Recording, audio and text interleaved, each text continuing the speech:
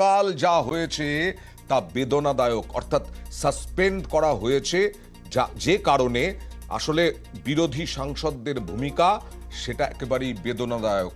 বিরোধীদের ভূমিকা নিয়ে তোপ দাগলেন নরেন্দ্র মোদী। বিরোধীরা যা করেছে তা ঠিক নয়, বিরোধী আসনেই থাকবে বিরোধীরা, তারা বিরোধী আসনেই থাকতে চায়, এমনটাই দাবি মোদীর। গতকাল সংসদে যা হয়েছে তা বেদনাদায়ক।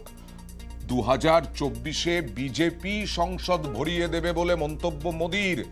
মানে 2024-এ এই যে সংসদের যে খালি হলো সিটগুলো, সাংসদদেরকে সাসপেন্ড করার পরে, বিরোধী সাংসদদেরকে সাসপেন্ড করার পরে সেই সাংসদদের আসনে আর বিরোধীরা থাকবে না, বিজেপি থাকবে।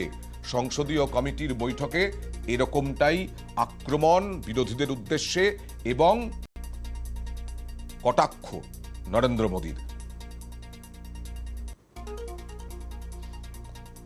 কথা বলবো, আমার সঙ্গে রয়েছেন তৃণমূল সাংসদ সৌগত রায়। সৌগতবাবু, আজকে নরেন্দ্র মোদী বলেছেন 2024-এ সংসদে বিজেপি ভরে যাবে বিজেপি সাংসদদের, কারণ আপনারা যারা সাসপেন্ড হয়েছেন সেই সাসপেন্ড হওয়া সাংসদদের সিট খালি রয়েছে, ওইখানে বিজেপি ভরে যাবে। এবং শুধু তাই নয়, তিনি বলেছেন যে বিরোধীরা ঠিক করেছে তারা বিরোধী আসনেই থাকবে, আপনারা চান বিরোধী আসনেই থাকতে। প্রথমত আজকে বিজেপির সংসদীয় দলের মিটিং ছিল, কোনো কমিটির নয়। সেই সংসদীয় দলের মিটিং এ মোদী এরকম কথা বলেছেন। এখন মোদী পার্টির কর্মীদের, এমপিদের চান্দা করার জন্য এরকম কথা বলে থাকতে পারে, কিন্তু এটা দিবা স্বপ্ন।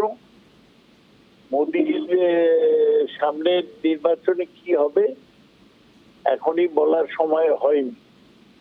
তবে মোদীর জনপ্রিয়তা কমছে, আর যেভাবে ওরা গণতন্ত্র এড়ে নিচ্ছেন বিরোধীদের সাসপেন্ড করে, তারও প্রতিক্রিয়া দেশের মানুষের উপর পড়বে। সৌগতবাবু, আপনি এই যে এই কথাটা বলেছেন, এটা কিভাবে দেখছেন যে খালি সিটও বিজেপি সাংসদদের দিয়ে ভরে যাবে? শুনেছি সেটা, এটা তো ওর দিবা স্বপ্ন, ওর আশা। এর মধ্যে আর কোনো সাবস্টেন্স আছে বলে আমার মনে হয় না। খালি সিট ওরা লোকে ভরবে কেন? বিরোধীরা যেখানে ছিল সে আসন তো জিতবেই, আরো অনেক আসন। ধন্যবাদ।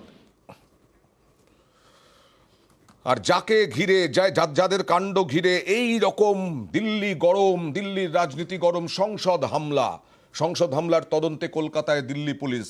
কারণ ললিত ঝা, আপনাদেরকে এর আগেই দেখিয়েছিলাম, অভিযুক্ত ললিত ঝা, তার রবীন্দ্র সরণিতে বাড়ি, কলকাতায় বাগুইয়াটিতে বাড়ি, ভাড়া বাড়ি যদিও,